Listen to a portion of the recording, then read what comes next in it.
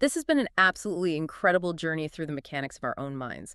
Let's summarize the mission we've just completed. It starts with recognizing that tiny 1% changes don't just add up, they compound. They shift the trajectory of the airplane so you end up in a totally different destination. We learn that daily systems matter infinitely more than distant goals, and that true, lasting change requires a fundamental shift in your core identity. Every action is a vote for the person you want to become. And you rig that internal voting system in your favor by following the four stages of the habit loop. To build a good habit, you make the cue obvious, make the craving attractive, make the response easy, and make the reward satisfying. And to break a bad habit, you just invert those laws. You hide the cue to make it invisible, you make the behavior unattractive, you add friction to make it difficult, and you attach immediate consequences to make it unsatisfying. If you adopt this framework, you are no longer relying on sheer willpower, which we know is a finite and fragile resource. You are acting as the architect of your own environment, designing spaces where success becomes the path of least resistance. And why should you, the listener, care about all this? Because this isn't just a life hack for reading 10 more pages a day or finally getting abs for the summer. This is the fundamental operating manual for your life. It's the difference between constantly fighting against the current and building a boat that carries you to success.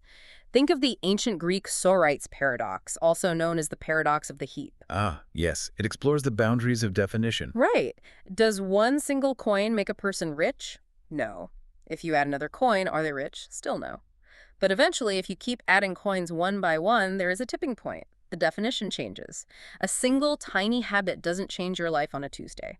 But thousands of them, compounding over time, create a massive tipping point where failure becomes incredibly difficult and success becomes your new default state.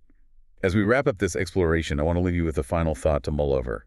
We just spent a lot of time exploring the powerful loop between your habits and your identity. Yeah. Your habits shape who you believe you are, and that belief drives your future habits. Yeah. But considering just how much our physical spaces and social environments dictate our initial habit formation, the cues we trip over, the tribes we naturally imitate for survival, it makes you wonder how much of your deeply held identity is actually a genuine expression of your true internal self, and how much is just the accidental byproduct of the physical spaces and social groups you happen to have been born into.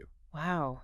That is a staggering thought. Are we who we are, or are we just where we are? It really forces you to take a hard look at the environments you occupy. So the next time you find yourself stuck, frustrated by that agonizing lack of visible progress, just remember you don't need a massive overnight overhaul. You just need to look for that 1%. You are pushing the stalled car. You just have to keep going until momentum takes over. Keep casting those votes.